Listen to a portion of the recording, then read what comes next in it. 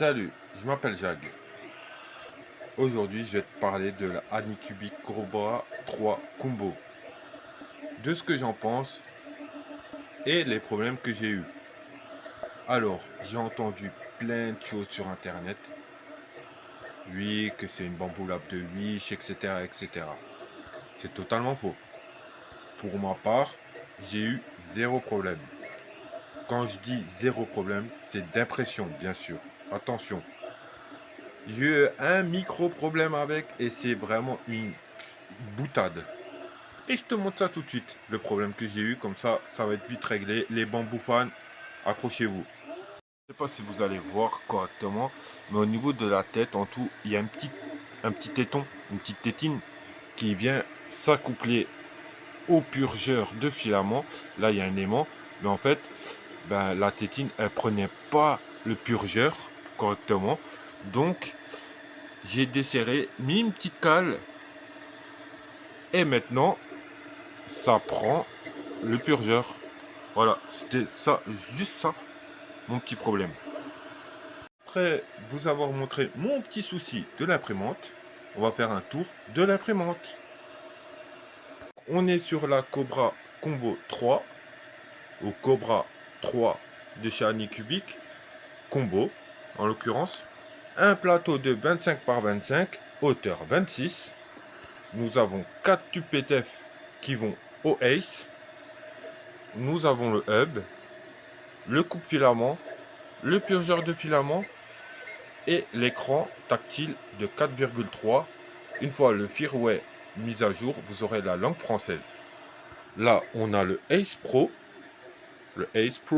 qui fait dryer, hein, il sèche votre filament, 4 bobines.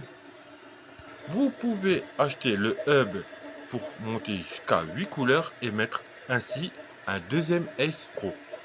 Pour ce qui est des tests sur la Cobra 3 Combo, j'ai fait le fidget qui est en fichier test. Franchement, il est sorti parfaitement.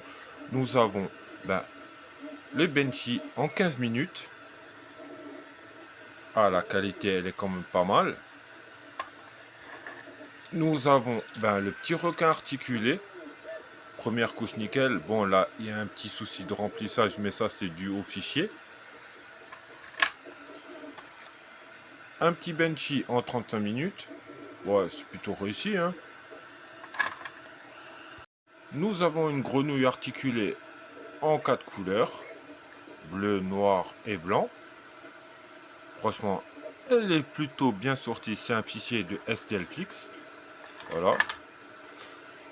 Cette grenouille m'a généré en tout et pour tout 83 grammes de filament. Et si tu ne me crois pas, je te mets ça sur la balance. Même, je crois, 81, 82. Pas plus de 80 grammes en tout cas. Et comme je sais qu'il y a des imbéciles qui ne vont pas me croire, eh ben, je vais l'allumer. Elle est sur gramme, hein. Tu vois bien, elle est sur gramme. Je mets... Voilà. Ah ben non, 72 grammes. Ah ben, je sais plus calculer. Elle génère pas autant de déchets qu'on le dit. C'est faux. Je me suis fait un petit plaisir. Je me suis imprimé mon logo. Voilà. En première couche, franchement, c'est pas mal. Et elle gère bien le multicolore. Et comme tu le vois depuis avant, il y a le Luffy tricot. Franchement, ses qualités, franchement, il est magnifique. Regarde-moi ça, franchement. Elle travaille bien la Anycubic Cobra 3. Tu peux le voir, elle est en train de tourner, hein, et elle fait son travail. Certes, elle fait du bruit parce qu'elle va quand même assez vite et fort. Donc ne t'inquiète pas, c'est normal le bruit pour moi. En résumé, si tu veux te lancer avec une Anycubic Cobra 3 Combo, fonce. C'est une excellente machine. N'écoute pas tout ce qui se dit sur internet.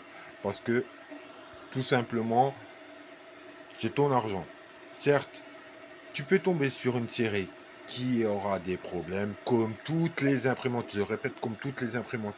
N'importe quelle marque, tu peux tomber sur une série immonde et pourrite. Oui, parce que c'est la première multicolore qui est sortie après Bamboo Lab, forcément, elle se fait défoncer. et ce que je trouve pas normal. Et si tu as un peu plus de budget, tu peux prendre la S1 Cobra Combo, qui est une excellente machine aussi.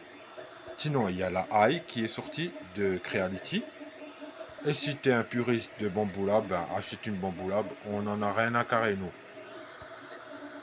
Bref, pour être clair, net, précis et en résumé, moi je kiffe cette machine, c'est une excellente machine. Et pourtant, ça fait 5 ans que je fais de l'impression 3D, c'est ma première multicolore et franchement, je kiffe.